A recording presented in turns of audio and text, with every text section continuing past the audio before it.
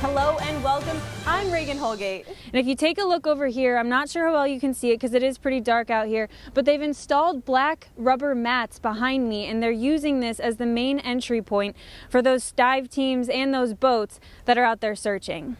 You might say that Michigan State and their fans felt at home here yesterday, maybe even in their own backyard.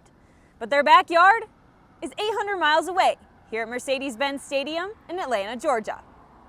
But as of about less than an hour ago, the MSU program announced that head coach Susie Merchant will be out of today's game as she's following the COVID health and safety protocols. But the show must go on, so associate head coach Dean Lockwood will be stepping in for today's game. And let's just take a walk around. He has titles upon titles, trophies upon trophies that you will see here. 2,000 NCAA national champions. He has 10 regular Big Ten championships to his name. Marcus, it just looks like you're having fun out there. It looks like the team's finally gelling. What do you think the difference is between last season versus this season? And here's a kicker, but he's a punter. Are you confused? Yes. Okay, we will explain. Focal Point's special Small Towns is back after this break.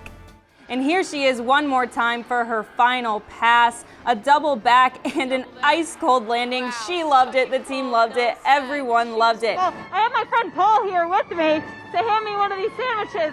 Look at this, you can get your own little sweet treat out here. It's a great time. Coach Andy actually told us that he runs it every year. He does. It's the one time a year that he'll run, but he does it for Mitch. He does. Inspector Rosman said they do talk daily to the Santo family to keep them updated on this progress in the investigation. And as of right now, dive teams will remain here searching in the water because it is the strongest lead that they have in trying to find Brendan Santo. But one thing I do want to touch on is a narrative we've already heard a lot about for the Spartans this season, and that's turnovers. Today we focus on small town stories, and some of those stories make big headlines. A headstone missing for 150 years and now found. And you also have your actual brother on the other bench.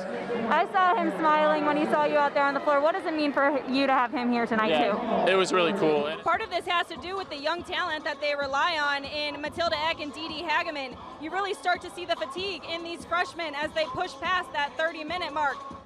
And innovators. When trains stopped coming to a depot, Williamston had to find a way to keep people coming. In this special edition of Focal Point, we put the spotlight on these stories. Welcome to Small Towns.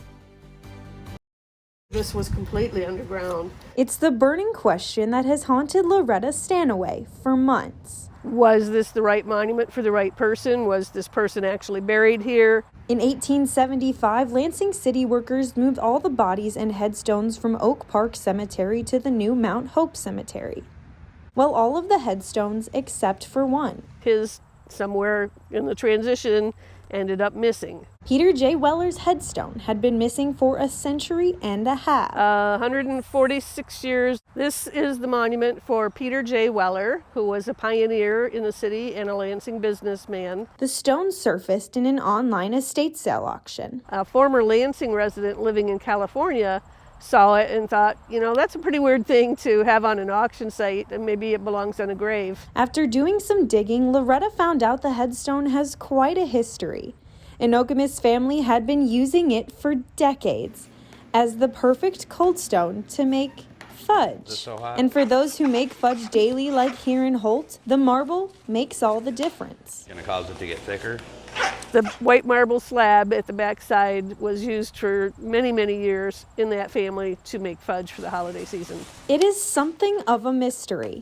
The family has no living relatives, so the Friends of Lansing's historic cemeteries took over. They held a dedication in his honor. We also talked about the life of Mr. Weller and his descendants and what they contributed to the city. They, of course, had to have some fudge. I said, don't worry about it. You just take your fudge. That's what you need. But for Loretta and the rest of the friends, it's not just about the fudge. It's about remembering Peter J. Weller and his family. They were bankers, they were business owners, treasurers. He is now home at Mount Hope Cemetery with his 2 daughters and daughter-in-law. I think there's a wholeness, a restoration, a correcting of some wrongs. Leaving behind a sense of closure. I think he feels restored. See, we got stragglers coming up from Cleveland. The Peach Bowl doesn't just happen on the field. It's a week-long event. There's much more than just the game itself. For some like Jim, it's about getting away from home. I asked my wife, Mel, hey, you want to go to the game? She's like, I want to go someplace warm. I'm like, we're going. For others, it's about being around people that make you feel at home. It's a good time because I got fraternity brothers, I got people that were in school with me. You might say that Michigan State and their fans felt at home here yesterday, maybe even in their own backyard. But their backyard is 800 miles away, here at Mercedes-Benz Stadium in Atlanta, Georgia. Los Angeles, Texas, Detroit. We all from all over. They all came to be together. This is one of the guys I haven't seen in years, but that's the good thing. People come out of the woodworks and you haven't seen them forever. And root for the green and white. Here to beat Pitt. Darnell is seeing friends that he met decades ago. He actually went to school with me, and I haven't seen him in probably 20 years. They talk about the good old days. I graduated in '88. This is gonna be our 20th anniversary.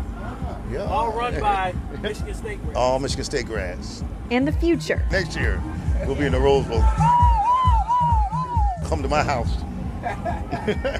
Appreciating where they are. And now we're here at the Peach Bowl. That's huge.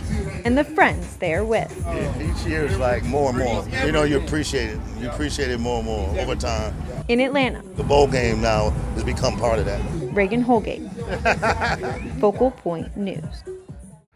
Hi, how are you? On the surface, Now we're good to go. it's your average small town. Cookies. The downtown barbershop has been here for 91 years. These are the people who initially supported me. But walk down a block and you'll find the newest twist here in DeWitt. I wanted to give it a try making them myself. What started out as a fundraiser for a child with cancer is now a storefront on Main Street. It blows my mind even today still of how far we've come in 10 months. But for Nicolette Scarrett, the idea to start this company was like a dream. Couldn't sleep one night and it was like 3 o'clock in the morning and I was like, I think I should start a business. Yes, that did actually happen. Twisted Craft Cocktails was born.